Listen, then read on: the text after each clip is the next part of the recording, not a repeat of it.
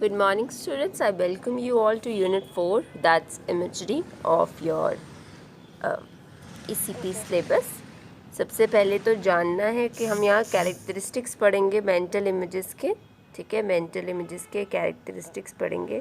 तो इसमें हमारे पास आएगा रोटेशन, साइज, शेप, ठीक है, rotation, size, shape, part whole relationship, ठीक है, part whole relationships, ambiguous figures,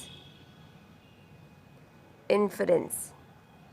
okay, so ये 6 याद रखने हमने कैरेक्टरिस्टिक्स में, rotation, size, shape, part whole relationship, ठीक है, पार्ट होल रिलेशनशिप, ठीक है, ambiguous figure and inference. Okay, याद हुआ कि पार्ट होल रिलेशनशिप की बात करेंगे हम, रोटेशन, साइज, शेप की, एम्बिगुअस फिगर की बात करेंगे, और लास्ट इज इन्फरेंस यानी इंटरफेरेंस आना, right. Let's start. So our focus will be on pictorial material in the mental imagery task. Specifically हम बात करेंगे the characteristics of mental images in cognitive maps की। तो मेजरली हम characteristics की बात करेंगे और फिर later on cognitive maps पे भी आएंगे। So psychologists have devised some clever research to identify the characteristics of mental images. Psychologist लोगों ने कुछ रिसर्चेस ऐसे किए हैं जिसके द्वारा कैरेक्टरिस्टिक्स बताए जा सकते हैं मेंटल इमेजेस के। In many ways the mental images and the perception of the real world objects are similar. कई तरीक़ों में जो मेंटल इमेजेस हैं and the perception of real objects are similar. For example our mental images of elephants are larger than our mental. तो अब देखो mental images जो हैं, जो परसेप्शन है रियल ऑब्जेक्ट की, यहाँ पर सिमिलैरिटी भी है ना। जैसे एलिफेंट बड़ा होता है तो मेंटल इमेज भी उसकी बड़ी होगी, रैबिट छोटा होता है तो रैबिट की छोटी होगी। Now this section examines a controversy about how we store a mental image in memory. Are images stored in picture like code? यहाँ पर हम बात करेंगे controversy, right? We will talk about a controversy that is basically कि क्या जो mental images जो हैं वो कैसे स्टोर होती हैं, कि हम उसे पिक्चर लाइक कोड में स्टोर करते हैं, ठीक है, या फिर एक abstract description of that thing, abstract description की तरह। पिक्चर लाइक को आप एनालॉग और ये एब्स्ट्रैक्ट डिस्क्रिप्शन को प्रोपोजिशनल पोजीशन कहा जाता है। Okay, a cognitive map is an internal representation of your special environment. यदि हम बात करें व्हाट इज़ कोग्निटिव मैप, तो कोग्निटिव यानी आपका दिमाग में मैप, एक दिमाग में मैप बना हुआ है, एक इंटरनल रिप्रेजेंटेशन बनी हुई है, ठीक है। So cognitive map is an internal representation. So cognitive map is an internal representation of your spatial environment.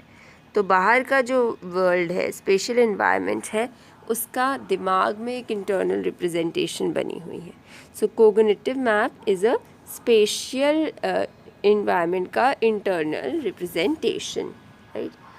For example you have cognitive map of your town, city जिसमें आप रह रहे हैं। और cognitive map show systematic distortions. लेकिन आप देखें तो आपके कोग्निटिव मैप्स में भी आपको डिस्टॉर्शंस देखने को मिलती हैं। फॉर एग्जाम्पल अगर आप सिटी के हर एरिया को आपको लगता है कि सारी रोड जो हैं वो राइट एंगल पे इंटरसेक्ट करती हैं, बट इतना रेगुलर एंगल नहीं होते हैं, राइट। सो लास्ट में हम बात करेंगे कि how people can create mental models of the environment based on just verbal descriptions, ठीक है, कि कैसे लोग mental models बना सकते हैं उनके environment के सिर्फ verbal descriptions के बेस पे। So we will talk about how people can make mental models of environment just on the basis of verbal descriptions. How people can make mental models of their environment just on the basis of the verbal descriptions that they get. Let's start with the introduction. Which is larger, a tennis ball, a rounded portion of a light bulb, which is darker, frozen pea, a pine tree? तो ऐसे ही कुछ सवाल हैं. When people try to answer this question from their mind's eye, they'll say tennis ball बड़ी है rather than a light bulb, और pine tree ज़्यादा green है rather than a pea, और horse. So this chapter examines imagery, which is a mental representation of things that are not physically present. हम बात कर रहे हैं इस चैप्टर में किसकी? इमेजरी की. इमेजरी को आप बोल सकते हो ये क्या है? एक मेंटल रिप्रेजेंटेशन है, mental representation of things, materials that are not physically present. जो फिजिकली प्रेजेंट नहीं है उन चीज़ों की हमने एक मेंटल रिप्रेजेंटेशन बनाई हुई है दिमाग में, उसी को हम इमेजरी बोलते हैं. Right. All the imagery and perception share some important characteristics. The two systems are not also differ. अब इमेजरी और परसेप्शन में फ़र्क है. जैसे परसेप्चुअल स्टिमुलस जो है वो स्टिमुलेट करता है सेंसरी रिसेप्टर्स को, है ना, रॉड्स या कोन्स को आइज़ की, और ये रिसेप्टर्स नहीं एक्टिवेट होते इमेजरी के दौरान. परसेप्शन एक एक्चुअल फिनोमेना आप बात करिए, क्योंकि परसेप्शन के दौरान जैसे आपने विजुअल स्टिमुलस को, आपके विजुअल कॉर्टेक्स ने स्टिमुलाई को रजिस्टर किया, आपके रॉड्स एंड कोन्स में कुछ ना कुछ एक्शंस होने स्टार्ट हो जाएंगे. ठीक है. But same doesn't goes for your mental imagery में. ऐसा नहीं होता, आपके ये रॉड्स एंड कोन्स एक्टिवेट नहीं होते. Furthermore, imagery only occurs in specific circumstances. कॉजलिन का ये कहना है, कॉजलिन का कहना है कि इमेजरी जो है वो कुछ ही सर्कमस्टांसिस में होती है, सब में नहीं होती. The image of a race horse coming to your mind when you begin to perform the comparison. Also, the range of individual differences among normal individual is most striking in the case of visual imagery rather than in the case of perception. Perception तो same भी हो सकती है, same visual object बना तो उसी की image जो है वो दिमाग में बनेगी. लेकिन जब आपको इमेजिन करना तो वहाँ पर डिफरेंस काफ़ी वाइडली देखा जाता है. Okay, we next move on. When asked to describe girl with umbrella, हमने देखा था कि कई लोगों ने बहुत ज़्यादा विजुअल डिटेल डाली थी. लोअर जो इमेजरी वाले होते हैं वो थोड़ी वेग डिस्क्रिप्शन डालते हैं, दैट लैक्स रिचनेस, तो उनकी डिस्क्रिप्शन में रिचनेस की कमी होती है. ओके, लोअर जो डिस्क्रिप्शन, लोअर इमेजर होते हैं जो. So how often do we use imagery, कितना ऑफनली हम इमेजरी का इस्तेमाल करते हैं. Inspired by research on everyday cognition in the areas such as memory, Stephen Kozlin and his colleagues asked students to keep a diary listing कि उन्होंने कितनी mental imagery की daily life में. Students ने रिपोर्ट किया कि 2/3 of the images जो उन्होंने देखी वो visual थी. The images mostly visual imagery ज़्यादा image में इन्वॉल्व होती है. Then hearing, touching, taste, smell were less common. Psychologist की रिसर्च प्रेफरेंसेस शो करती हैं सिमिलर लॉपसाइडेडनेस, क्योंकि ओकेजनली ही ऑडिटरी और स्मेल जैसे टॉपिक्स को कंसिडर किया, जैसे इंटन पीटरसन की स्टडी में, वरना ज़्यादातर विजुअल इमेजरी पे ही काम है. Imagery has received more than 2,500 years of attention in the Western thought.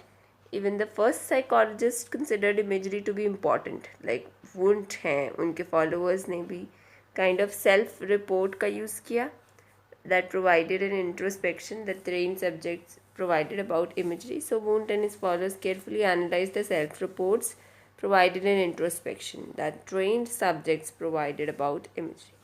फिर वॉटसन आए, उन्होंने अपोज किया इस आइडिया को कि अनऑब्जर्वेबल मेंटल इमेजरी जैसी चीज़ें नहीं होनी चाहिए. एज अ कॉन्सिक्वेंस इमेजरी पे अगले 40 साल कोई काम नहीं हुआ. लेकिन फिर आए Frederic Bartlett, right, he maintain an interest in imagery in Great Britain.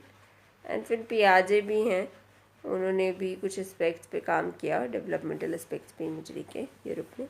So psychologist were unable to inspire enthusiasm. Like behaviorism का जब डिक्लाइन हुआ तब कोग्निटिव साइकोलॉजिस्ट ने डिस्कवर किया phenomena is like imagery. and made it one of the most controversial areas of contemporary psychology. Now this chapter explores two aspects of mental images. First section explore करता है nature, ठीक है, so we'll talk about the nature of mental images with the emphasis on the way कि ये mental images कैसे store होती हैं, किस फॉर्म में स्टोर होती है मोर स्पेसिफिकली. सेकेंड सेक्शन में हम कोग्निटिव मैप की कैसे जोग्राफिकल एरिया कोई भी जगह है जो वो कैसे रिप्रेजेंट की जाती है. Let's start.